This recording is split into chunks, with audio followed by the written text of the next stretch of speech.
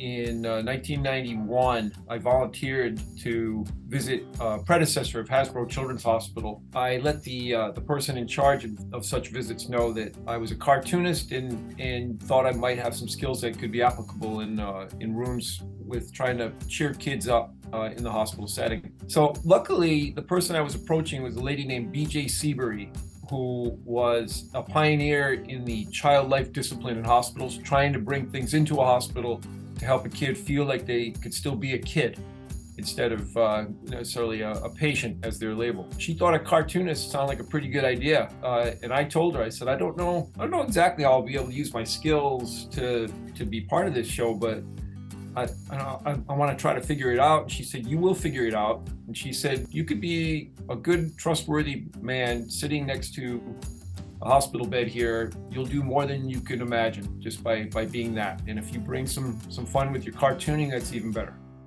Hi, I'm Chris Waddell. Welcome to Living It, the podcast where we join experts in the experience of being human. Be bold. Say yes to adventure. Say yes to living it. Welcome to Chris Waddell Living It, where we talk with experts in the experience of being human. Today, I have Steve Brosnihan. He is the widowed husband of Diana Golden, who was my hero in adaptive skiing. I felt like I wanted to follow in her footsteps. I was lucky enough to try to follow in her footsteps, but also to meet Steve in the process. Steve is an incredibly amazing guy. This is probably something you've never heard. He is the resident cartoonist at Hasbro Children's Hospital in Providence, Rhode Island. He's the cartoon guru at the Hole in the Wall gang. He's the founder of Goodnight Lights. We're going to talk about that, which is an amazing thing. He's a mannequin enthusiast. He's a great friend. And Steve, welcome to Chris Waddell Living It. Thanks, Chris. Great to see you. It's great to see you. It's great. I mean, we were able to see each other last week, I believe it was. But, you know, one of the things that I have to look at in your introduction, how does someone become a resident cartoonist? I have a friend here who was working on a documentary about the Lego master, the people who are competing to be a Lego master. Is there a competition to become the resident cartoonist? How does one become a resident cartoonist? Well, it happened naturally and organically. In 1991, I volunteered to visit at what was the predecessor of Hasbro Children's Hospital, and I let the person in charge of such visits know that I was a cartoonist and thought I might have some skills that could be applicable in rooms with trying to cheer kids up in the hospital setting. How did that conversation go? I mean, how do you approach this and say, hey, by the way, this is something I think could work in medicine? So luckily, the person I was approaching was a lady named B.J. Seabury, who was a pioneer in the child life discipline in hospitals, trying to bring things into a hospital to help a kid feel like they could still be a kid instead of necessarily a patient as they're labeled. So I just ran into the right person by pure chance. And she was already bringing in all kinds of art type people, performance people, to try to make that hospital setting something other than what it had been up till then. And she thought a cartoonist sounded like a pretty good idea. And I told her, I said, I don't know exactly how I'll be able to use my skills to be part of this show, but I want to try to figure it out. And she said, you will figure it out. And she said, if you could be a good, trustworthy man sitting next to a hospital bed here, you'll do more than you could imagine just by being that. And if you bring some fun with your cartooning, that's even better. One of the biggest things that I took out of that is that you found someone who would say yes to something that was a little bit different, and the concern for the patients. How did you develop effectively your job description? Or, you know, because I mean, in some ways it's kind of an interesting thing. Like, as a cartoonist, you had to develop your voice, your image, your style, and you had to do that same thing, I'd imagine, with this job, didn't you? Yeah, it helped that I was prone to engaging people. I learned how to engage people during my college years. I was very shy going into the college years, but luckily I had a great experience that taught me the really the joy of just being able to step up, introduce myself, and try to make a connection with someone. So I had that kind of interpersonal skill going in. What kind of techniques did you use for that? Because that is something that stymies a lot of us. Yeah, well, for me, I still use it. I walk into a room, I introduce myself, and I say, I'm a cartoonist. I draw things for people here, and I'm hoping that you give me a few minutes to let me show you what I can do. And that introduction generally buys me at least 5 minutes where I can try to parlay the general description that I'm a cartoonist into something that makes a kid feel like, okay, this guy's worth keeping around for a bit. Let me see what else he can do. And the conversation really is what's more important. The art, yeah, it's fun. I have fun. I'm pretty good at drawing silly little things pretty quickly. But yeah, that's the main approach. I'm trying to get someone comfortable with the idea of giving me a try and then proving that I'm worth a try. Cartoonist in some ways gives you a little bit of street cred. This is what I'm getting out of this.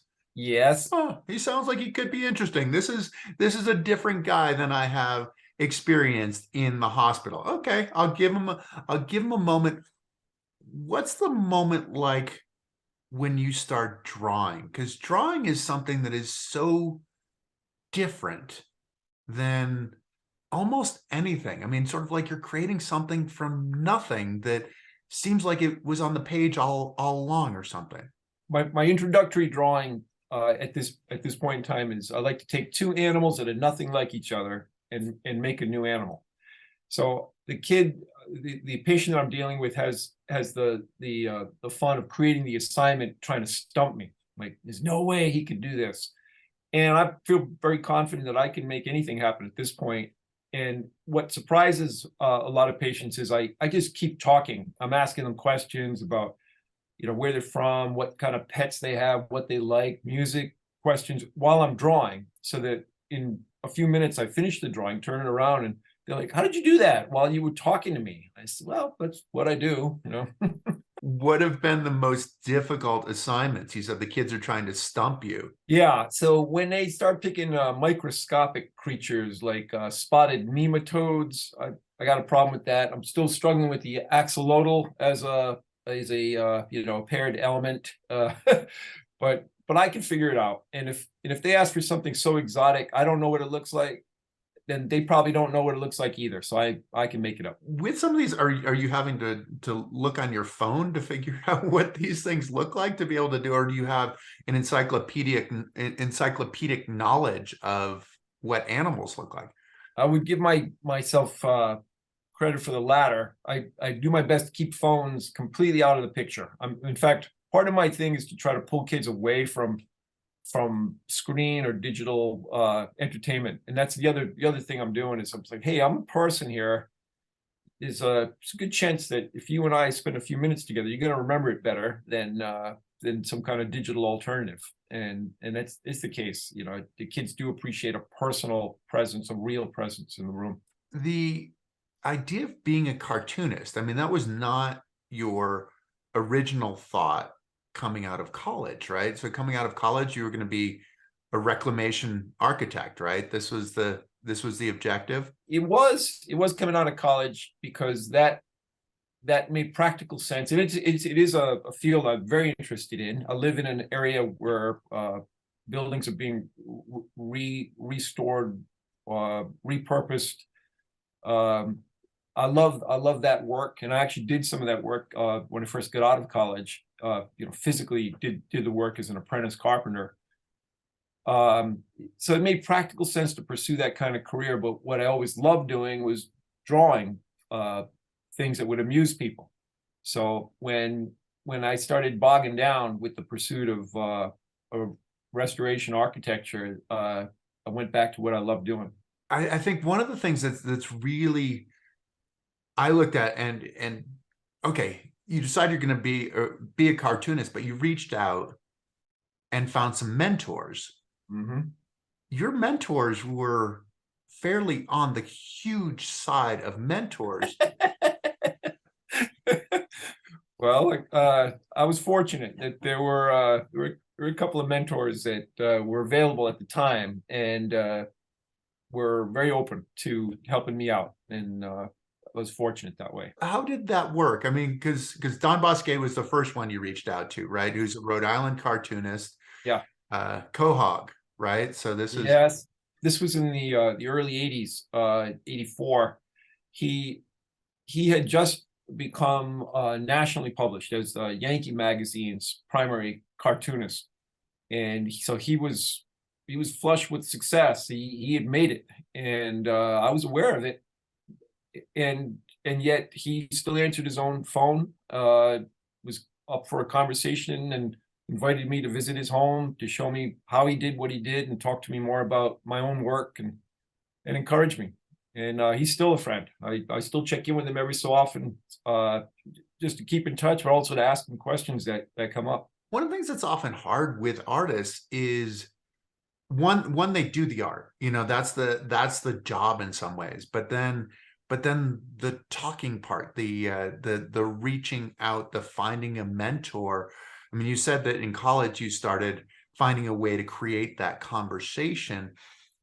Do you think that that's some of what differentiated you, just in finding a way to connect with someone who for a lot of people would be unapproachable as a result of the status? And the other one, we'll get to more unapproachable in a second. You know what, Chris, I went into college an insecure, self-conscious young man, but I met such incredible people. Even my freshman year, I just met kids that were motivated, that were looking past things that I was concerned about, just my appearance, how I presented. They seemed to have X-ray vision, and I liked that. And I said, I want to adopt that quality myself. And I watched them, these peers, these friends, take on projects. Just, they think about something they want to do and they just go after it and do it. And I said, my gosh, well, I guess I could do that too. I'm in their company. Why not? Why can't I be that guy? And when it came to approaching people, I lost my awe or sense of intimidation by anyone. Even on campus when I was at school, I see people that occasionally would be visiting, some luminary type level people. But if I were within range, I introduced myself. I wanted to meet them, and I got over a lifelong self-consciousness. It was one of the great things that college did for me. Well, and college, you talk about college, you went to Dartmouth College, which leads us to the second mentor, because I mean, it is interesting. I think of a place like Dartmouth, and you don't necessarily immediately think of cartoons. You're not necessarily saying, okay, you go to an Ivy League school to become a cartoonist, but obviously one of the most famous cartoonists, Dr. Seuss, went to Dartmouth as well, and you reached out to him too. And what was that like to receive a response from Dr. Seuss? It was pretty darned exciting. At the time, I was just rolling the dice on who might be able to give me some advice and hoping for the best, as I made approaches to people. But that was a natural. Dartmouth celebrates Dr. Seuss in a big way, for good reason. And it's all right. The alumni network should be able to help me out with an address here. And I don't know. I just thought I'm going to take a shot, and who knows? I may just get the kind of rejection sort of thing you get from a magazine when you send a cartoon, or something good might happen, and something more than good happened. Something great happened for me. What did you include in that letter? You included some drawings too, didn't you? And how painstaking was that to find the right drawings? Or were you saying, oh no, I've got to go back and create the right drawing for Dr. Seuss? And how does that work? Well, I hadn't done a whole lot of formal cartooning up till that point. I had done some drawings that I shared with friends that I thought were the best representation of my skills and my humor at the time. So I said, all right, that's what I'm sending. I can't reach back too far. I can't create new stuff. I'm just going to show him what I've been doing and hope it hits the mark. And obviously he had an influence on you. Mm-hmm. As you're putting your drawings into an envelope and sending it to him, is there a self-conscious part of, because we learned so much from copying our heroes, right? That's how we effectively learn. But then we find our own voice and find our own way. And was there that moment as you're sending something out to say, okay, is he going to be okay with that this looks similar to what he does, or is he going to be flattered that it looks similar to what he does? So at the time, my work didn't look like it didn't betray an influence. I was still kind of hacking away at what I thought things should look like, and I don't think he would have perceived any um, honorary replication of his style. That came later for me as I matured more as an illustrator. I think I brought more of his influence in, but at the time I was just whatever I had that looked like it's something I could present. That's what I sent. There's something that keeps going through my head as you're talking about with the architect side, then on the cartoon side. I keep having like a Howard Rourke, Peter Keating kind of thing. So with the Fountainhead, with Ayn Rand, I don't know if you've ever read the Fountainhead, but finding that voice. There's sort of a scene at the end where the guy who is the architect who is assimilating all this like great architecture to make it look good, but not necessarily finding his true voice. He was trying to paint, and the protagonist, the hero of the story, looked at him and said, "Well, you've missed your genius effectively. That you've lost that." In some ways, do you feel like getting into cartoons? Have you found your genius there? Because you've done. I mean, I've looked at some of your other drawings. I mean, you go from like as realist as possible to tweaking and abstracting so that we're getting more of an emotional twist as well. I feel like there's been an evolution according to what I needed to do that has led to the style that I'm using at this point.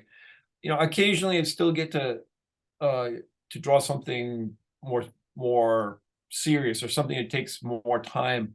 But I think my greatest strength as a cartoonist at this point in my life is being quick to apply my imagination to a visual result, and that's the skill that I most use on a weekly basis, and I think the one that's most appreciated by the kids, especially that I work with. They see things happen fast and how I can translate what's going on up here with my hand to make something happen. So genius is a word I don't even get near. I don't use that, but I know what I'm good at, and at this point, what I'm good at is something that's very rewarding for me to produce and see the reaction in especially a child that's in a hospital. How does that work for you? In some ways, when you have the child right there, you're talking to them, you're under the gun. Like the deadline is right now. Whereas I've heard you talk in the past that sometimes procrastination can seep into a bigger project. How does that inform who you are as an artist? Does it give you more freedom? Do you find things that you might not have found otherwise in being forced to do something so quickly? So it takes the pressure off, because the less thinking I do, the better the result. It's as far as what I'm doing in the hospital setting. I'm perfectly relaxed, and getting an assignment from a child, it can be, they can have expectations, but I'm confident that as long as I don't overthink it, it's going to be just fine, and it generally is. Because the objective is to connect with the kid. That's it. It's not to produce something for the Louvre or whatever, but the connection is. But it's also, I mean, that to me is something that's really important, because I felt like that as a ski racer. I mean, unless I was thinking about something, the less I had the expectations, the anticipation, whatever, the more likely I was to perform at my best, to create. I often talk about it like creating like a child kind of thing. I like the analogy with the athletics, because for me, as a an aging but still participating athlete, I think I'm at my best when I let reflex take over and don't try to overthink what I'm doing with a shot on a volleyball court or a tennis court, and just feel what I'm supposed to be doing. I'm a better player when I do that. Well, and it really is the objective of being an athlete, is to get to that point. It's kind of funny that it's sort of this cycle of life, right? I mean, it's kind of like you start as a little kid in the backyard and you don't care what anybody thinks. Like you're just doing whatever you're doing, and it's all fun and there's no judgment. And then you get to the point where then there's the judgment, and you're training and training to get back to that point of being like that kid and being free and being on muscle memory as well, where the head's like, hey, no, this is what differentiates us from the rest of the animals. And you're like, no, like the muscles know what to do. Just let the muscles do what they're supposed to do. How has your evolution come? How have you been able to watch your evolution, I guess is what I'm saying, as an artist? Do you surprise yourself at times and go, wow, I don't know where that came from? Yeah, actually, that's something I find myself saying a lot. Again, in the hospital setting, someone, a parent or a kid will say, where did that come from? How the heck did you put those two things together and get that? And I said, I can't even explain it. That's what my imagination told me to do, and it's in the driver's seat when I'm doing this kind of thing. So, yeah, it's fun to get to that point. I do feel like, if I had anything to bring to this world when it comes to skills that I could develop, I like what I've been able to master, as far as this little weird application of art in an unusual setting for art. And I don't know, it feels good that I think I'm doing the thing I'm supposed to be doing the way I'm supposed to be doing it, in the right place. Have you had any particularly difficult patients, like the tough nuts to crack kind of thing? And how did that play out? Yeah, so I get those. And in fact, so the toughest nuts to crack are the ones that don't want me at all. Like I'm good. I got my phone. I don't need it, and I have to kind of bargain my way into the room for just a chance to show a patient what I can do. And so you're in sales at this point. I mean, you're a salesman. In a way. But I'm pretty good at selling it too. It's like, listen, I'll be gone in no time. You won't even know I was here, but I'll leave something cool behind. Trust me. And that's what happens there. I rarely get like a real art critic patient. Thankfully, even if the kid is very artistically inclined, and I do work with some that are just way beyond my skill level when it comes to art, they still appreciate that I did this strange little thing really quickly and it amused them. You took umbrage in some ways with the genius tag. I've noticed, so we talked about in the introduction that you were the resident cartoonist, but I saw you had written an article and you were saying that you were the resident cartoonist, but neither of the first letters were capitalized. So the R and the C were not capitalized. So it was resident cartoonist. I'm assuming that was intentional. And how does that fit into not taking yourself too seriously? So that's a point of controversy, Chris. I love it. We've got controversy. This is good. Depending on who's representing me, if someone's writing about work that I do, I notice that the capital letters are either there or they're not. And I don't, there's been no official proclamation about whether I should have the caps or not. I often use them, actually, I have to admit, but depending on the audience. I don't want to inflate myself too much in the eyes of people that might say, well, wait a minute, we didn't create this position. That is too funny. And what about the seriousness? Do you find yourself taking yourself too seriously or not? No, I don't think I ever take myself too seriously. And I hang around with people that also are really good at not taking themselves seriously, despite the fact that they're doing fantastic, wonderful, even miraculous things. So I've got mentors for that too. A lot of the kids that you're working with are kids with cancer, right? A certain percentage of the kids I work with are in that category. Yeah, not it's not the majority of kids I work with, but a lot of them are. Right. So the kids with cancer, I mean, some of the kids who've been dealing with like suicide and some of these mental health issues and different things like that. The cancer part was a connection, and I want to get into talking a little bit about Diana at this point. Now, how did the dating process go with the two of you? Because you knew each other in college, right? We were passing acquaintances in college. We did not know each other in college, and that's it's part of our story that I had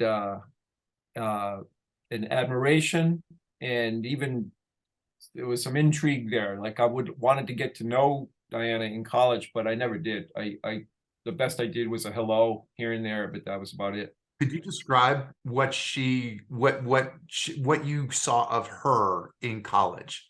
I would see her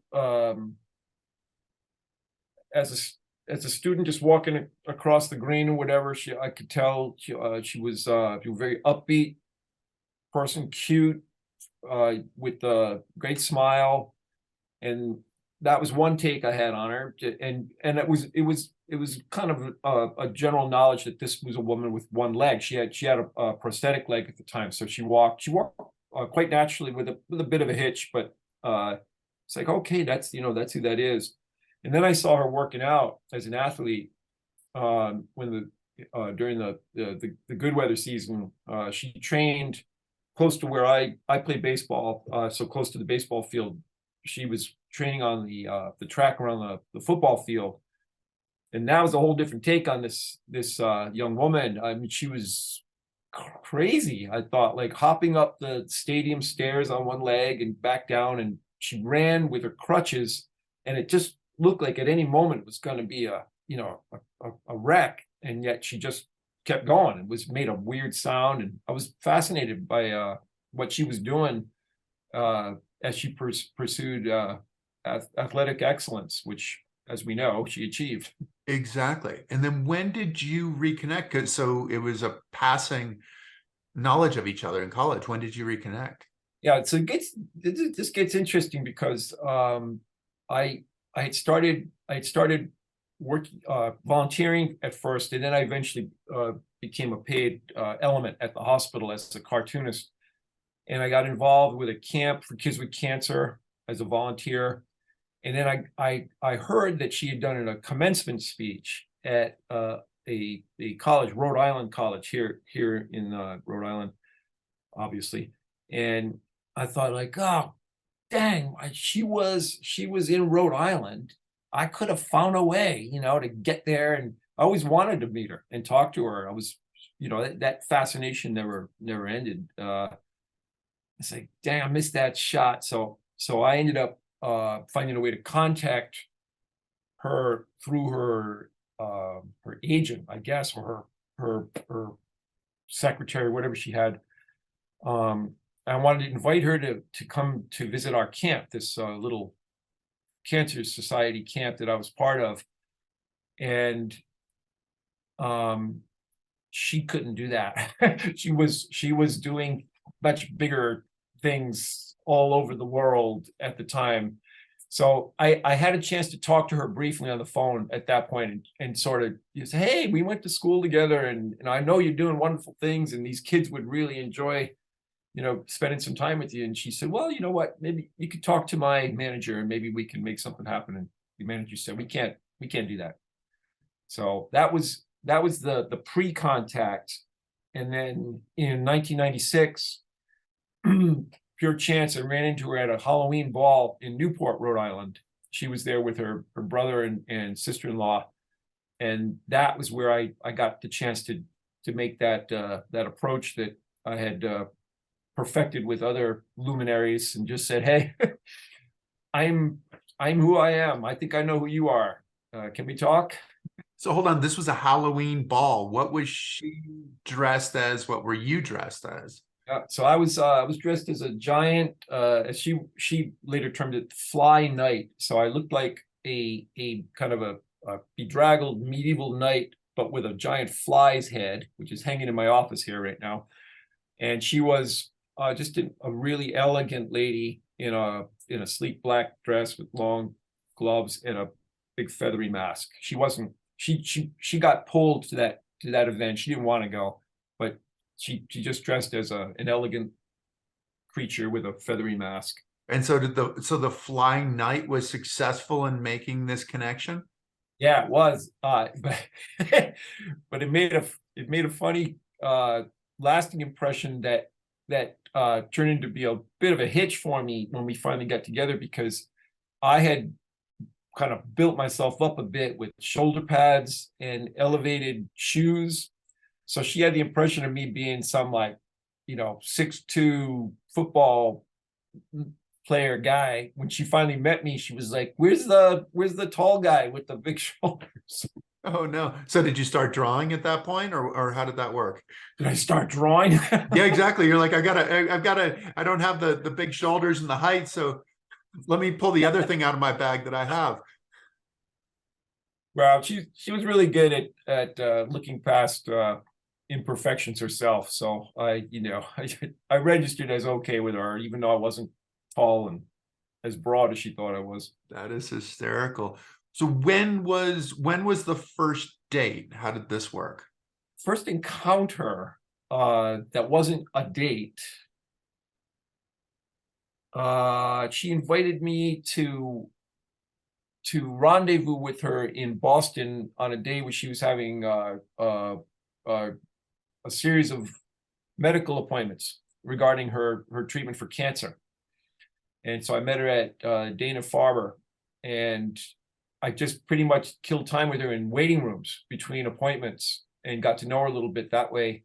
And we ultimately went out to get something to eat after that day, which was a tough day for her, because she got some bad news that day about her prognosis and what her disease was doing. It was a strange day in a lot of ways, a lot of emotions, but that was our first real chance to get together. So your first get together, the cancer that took her leg has effectively come back, right? Yes, it was a metastatic situation where her childhood cancer had become Diana had a condition, a chromatic mutation that has a name. It's a syndrome, but her secondary cancer, which was breast cancer, was in some ways medically predictable from her childhood osteosarcoma. But it was the secondary cancer that she was in treatment for when I met her. And did she learn that day, or was that something that she had known that she was predisposed to more cancer? She had an understanding of the possibility, but she had been diagnosed with the breast cancer long before we got together.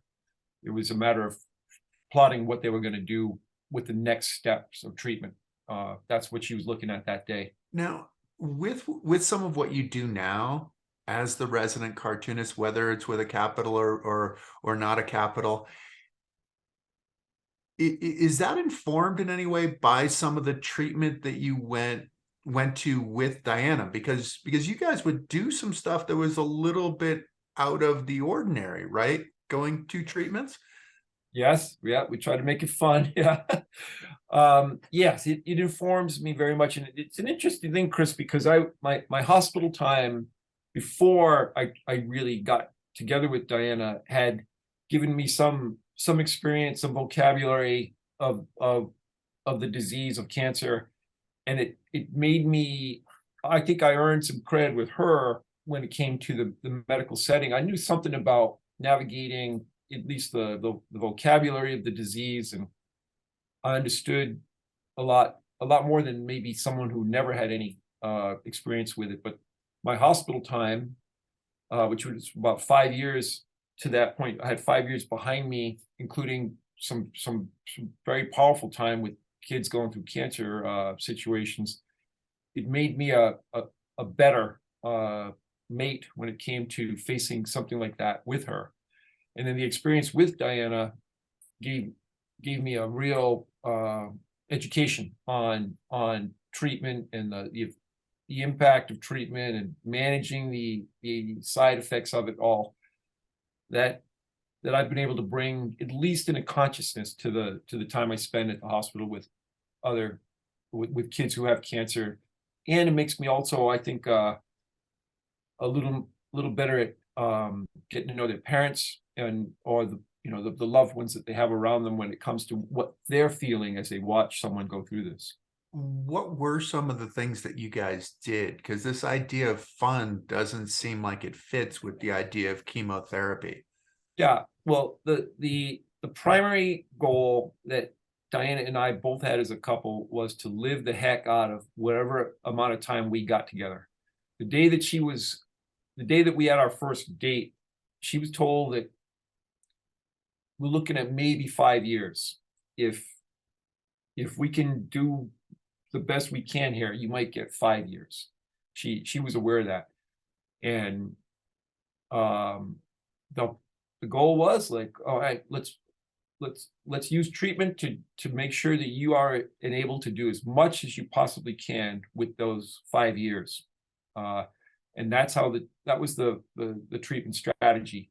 And as a result, we did a lot of stuff, man. You have some idea what we did. We traveled extensively. We did physical things that she should not have been doing because she wanted to do them. And she Like was physical things like what? What do you mean? right off the top of my head, going to an amusement park where they had signs like, if you have any of these things, don't do this ride. And she's like, I don't care. Stuff like that. And, I don't know, trail rides.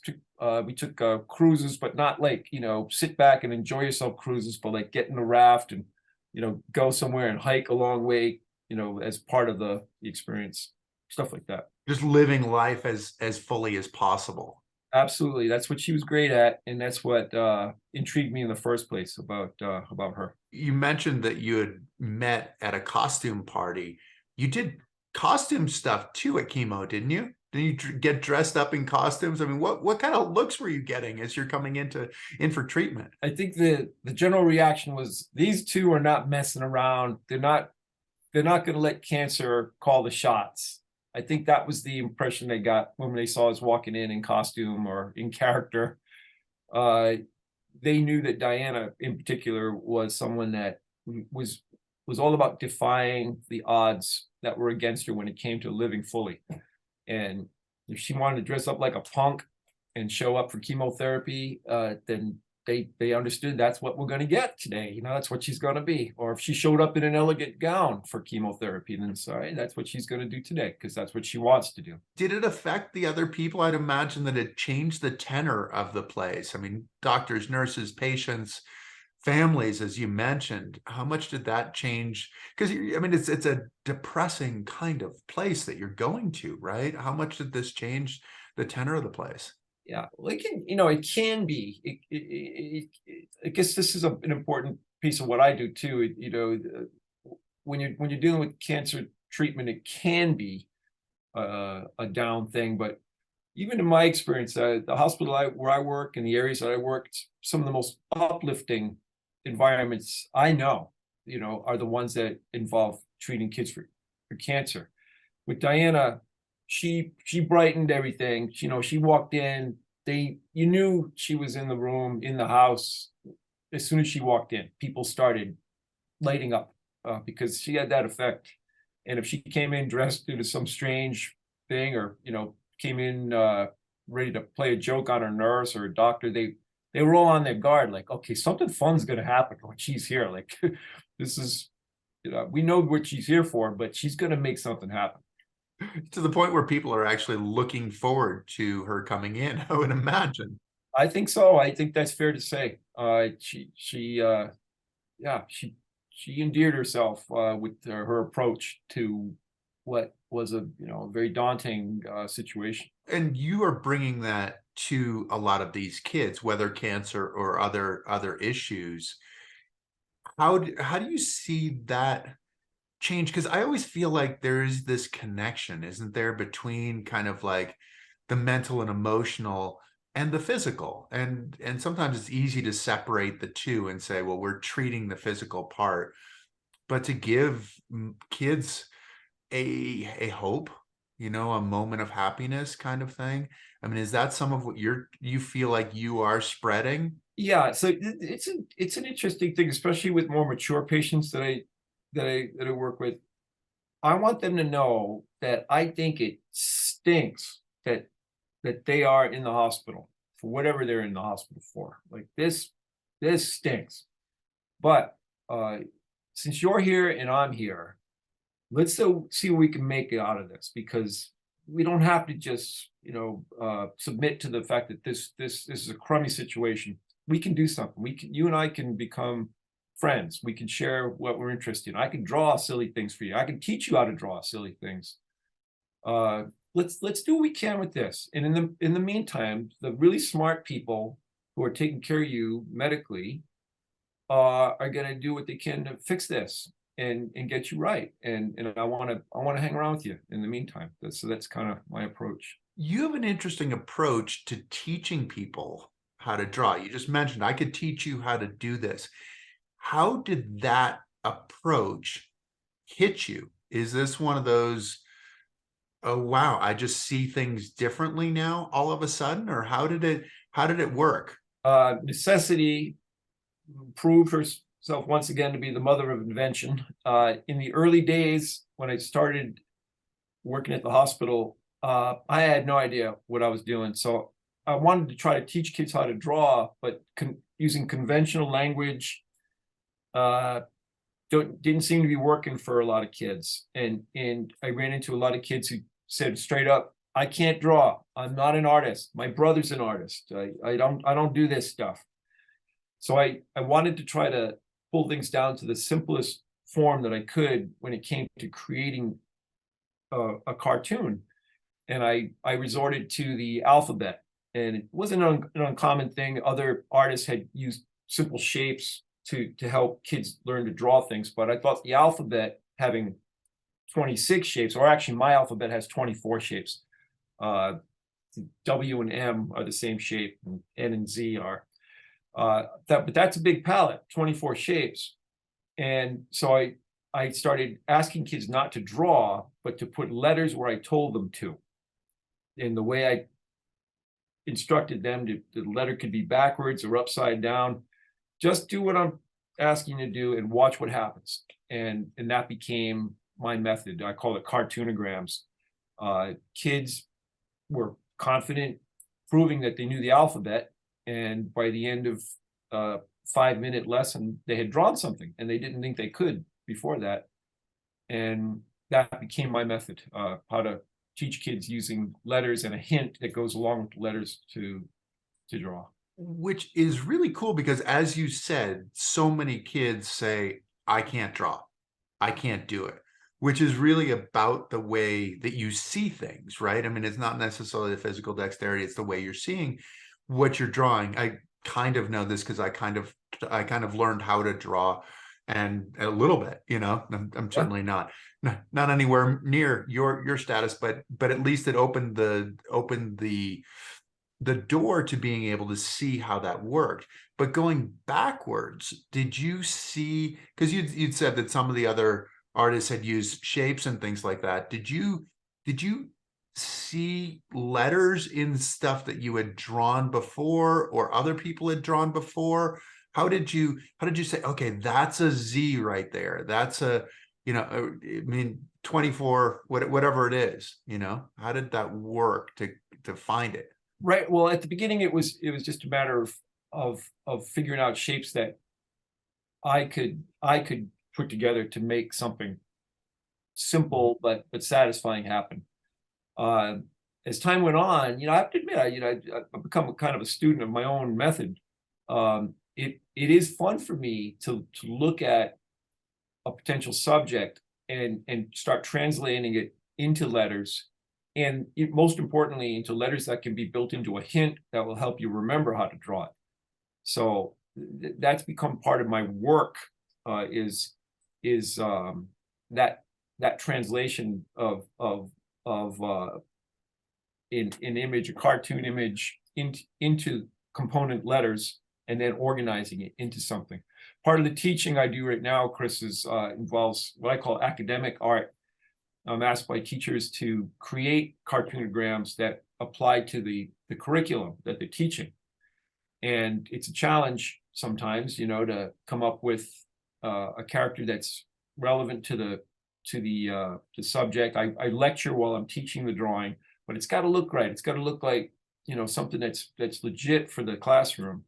And the challenge is to take that image, whatever it is, could be an astronomical thing or something, and turn it into letters, and then a hint that helps you remember how to draw it. Well, and it's some serious learning too, right? Because you're talking about Shakespeare, you're talking about science, you're talking about, some things that can be difficult to understand and difficult to process.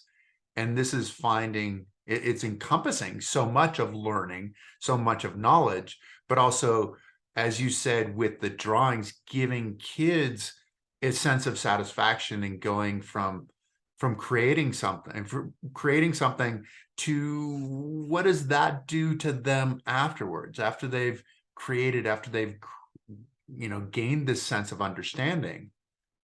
Does that help a transformation? Yeah, I think there is a transformation. I see a lot of kids who are surprised by the result. And by the way, part of my method is perfection is ruled out. We can strive for it, but we have to understand it's not going to happen. And I take the pressure off for the performance, but I encourage the effort that they put into it. And that often results in a drawing that a kid is surprised by. Like, they're surprised that they did something that looks as good as it does.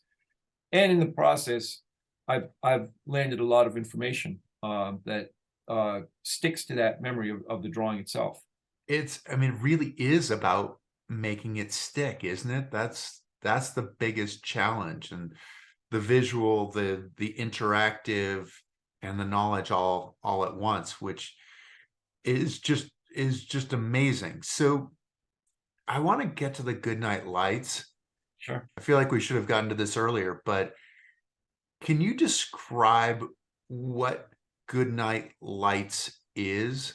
Yeah. So Goodnight Lights is a voluntary community project that involves people shining lights toward or for Hasbro Children's Hospital every night at 8:30 to wish kids good night. Its purpose is to make kids, families, and caregivers feel supported by a community around them, to remind them that people are thinking about them, are aware that they're in there going through something, and give them something to look forward to in the course of a day, and knowing that every night this will happen for 5 minutes. And the kids shine their lights too, right? Yes, it creates, the project has created a connection, an interaction between the kids in the hospital and those sending the signal. So kids will either blink their room lights or use a flashlight to signal back to people that are signaling their way. How did this start? So it started in May of 2015. I was working with a young man who I got to know over a few weeks. One of the things that bothers me, Chris, is that sometimes I form friendships and good, strong ones with kids that I work with at the hospital, and then they're discharged. And even here in this little tiny state of Rhode Island, you never can be too sure if you're ever going to see someone again. And it's a strange moment where you say, like, okay, you're leaving tomorrow. I kind of hope I never see you again, meaning in the hospital, but I hope I do see you. And one of the things that I wanted to try to do, and I used to use just words to do it, was let a kid know that, you know what, I'm gonna still be thinking about you. We're gonna stay connected even when I'm out of here, you're out of here. Our connection will continue. And this particular night with this young man, it just struck me because of the view he had out of his room from the hospital. I could send a signal to him using my bike light. If he looked at the right spot, on the road that I was taking out of there to see it. And that night it worked the way I hoped it would. I turned my bike around, shined a light, and this kid was very smart. He used his room lights to light his window up, and I realized right there, my hair stood up. It's like, okay, I just made a cool connection from outside the hospital with a kid. And I think we made the point here, like, that we're still connected, even though, this something has got between us. This was a way to maintain a connection beyond the walls of the hospital.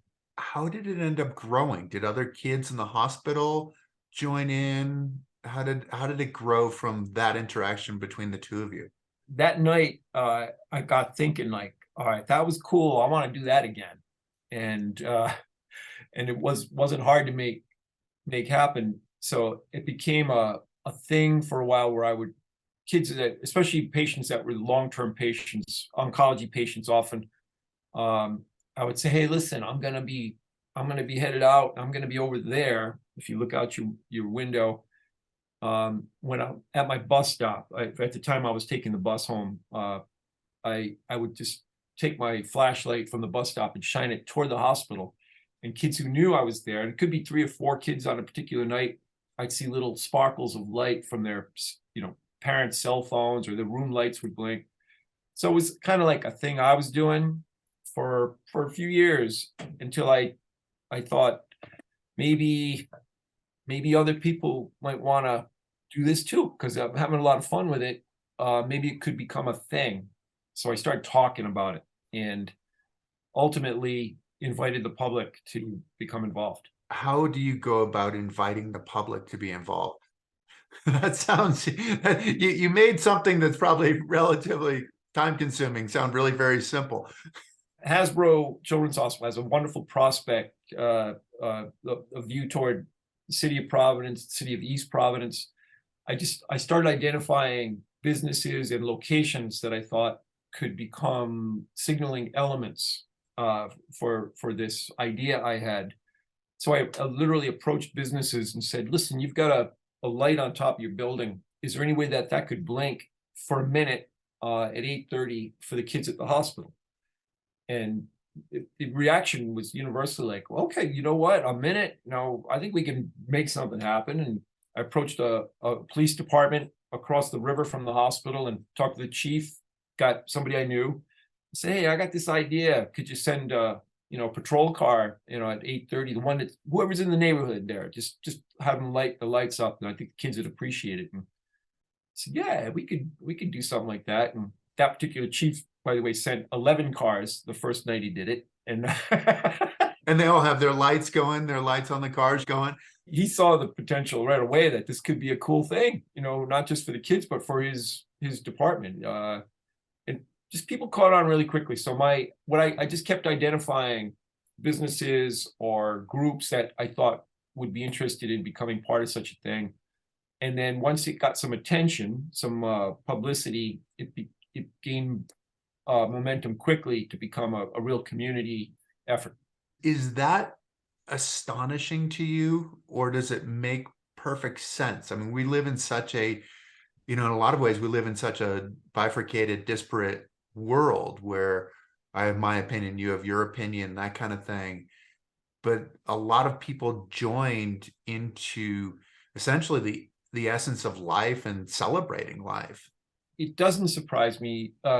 It elates me. I have to admit that the success of the project has been beyond what I could have projected. But I wasn't putting any limits on the projections. I just didn't see it doing what it's doing. But I think everybody's got something in them that wants to do something good for someone else. And when it comes to kids that are hospitalized, it hits deeper into the heart for most people. It's like, oh God, I wish I could do something for them. This makes it easy. All you got to do is blink a light, shine a light that way. Use your headlights. If you've got a business, put a light in the window that will come on at a certain time. This is an easy thing to do that will make you feel great, especially if you can see the response or even hear it from kids that have witnessed this. You realize it makes a difference. It does. It raises hope. It can take stress away. It gives people, kids and the parents, something to look forward to, on a day that could be a drag. Something cool is going to happen at 8:30. That's the interesting message, that you start off doing something for somebody else, but there's such a return for you, just in terms of how it makes you feel to help these kids out and to effectively move forward. These things happen in small increments. It's when you were talking about your mentors earlier,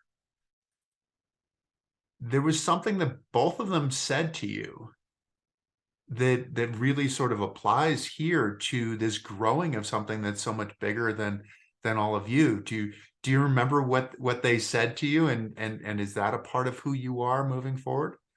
Well, interestingly, I thought about it till right now, but the main message from my initial mentors was persistence.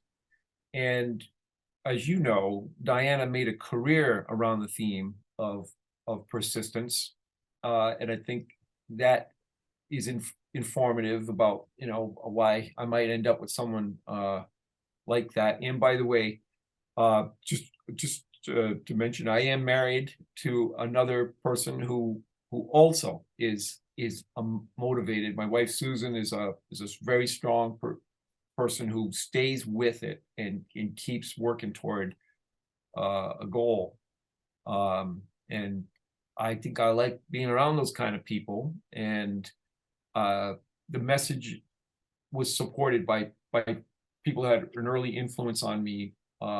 If it's a good idea, stick with it and keep it moving forward to where it can go, even if you don't know if there's a solid finish line or checkered flag for where it's going. I don't know where it's going. Like the Goodnight Lights project, I have dreams, literally have dreams where there are thousands of lights in the city of Providence lighting up.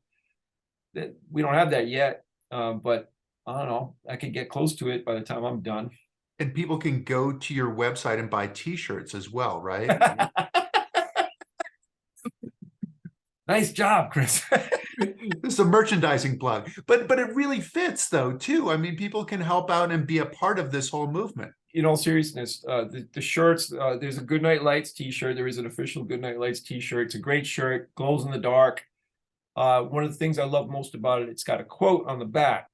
It's from a friend I made at the hospital, a young man who passed, a cancer patient. Very smart guy that was looking for a chance to become a useful, supportive part of society in this country. He had dreams about doing wonderful things in the service of other people. He was asked about Goodnight Lights one night or one day in an interview, and it was actually recorded, which is wonderful. Edwin Rivera was his name, and on the back of those shirts, it has this quote which says, "The world is not as dark a place as you may think it is. Every light counts." And this shirt, to me, is my way of paying tribute to that friendship with a remarkable kid that didn't get a chance to realize his goals about how he could contribute and help people and support people. So the shirts, it's just a t-shirt to a lot of people, but to me, it's a lot more. It carries a lot, and the project itself it represents is working toward that goal of helping to support people going through a tough time and pulling them through with hope to a better place. And the collective part, right? That every light counts, and that all of us coming together make a far bigger light, and then the world isn't nearly as dark as we might think it is. So Yeah, yeah, it was a brilliant moment. This was an unrehearsed, extemporaneous quote this kid issued, this young man issued. But boy, it's profound, and I adopted it as part of my theme for this project. yeah, well, I would imagine that that is not the only profound thing that you've heard from the kids. As you are the resident cartoonist, you're probably learning more than the kids are, as you're putting them at ease and helping them through a difficult time. So, Steve, thank you so much for joining us. It's been an absolute pleasure. It's always my pleasure, sir, when I get together with you. We tend to have a good time when we do. We most definitely do. Well, thank you so much, and keep doing what you're doing. It's such a huge benefit to all of us. So thank you so much. And yeah, Thank you for the privilege of being part of this, and please continue to do what you're doing, because if I can self-gloss here, I think we have something in common when what our goals in life are. I appreciate that. Thank you. And thank you to all of you for tuning in. I hope that you've enjoyed your time with us. The greatest gift you can give us is to tell your friends. Tell your friends to tune in, that there'll be another great guest next week. Please like us, please follow us, and we will do our best to give you great content, great stories, and great people. Thank you. Take care. Thank you for joining us. Please subscribe to Chris Waddell Living It for more stories on the adaptive community, the Paralympics, artists, athletes, entrepreneurs, experts in the experience of being human. Also follow us on Spotify, Apple, Facebook, and Instagram. I look forward to seeing you next week.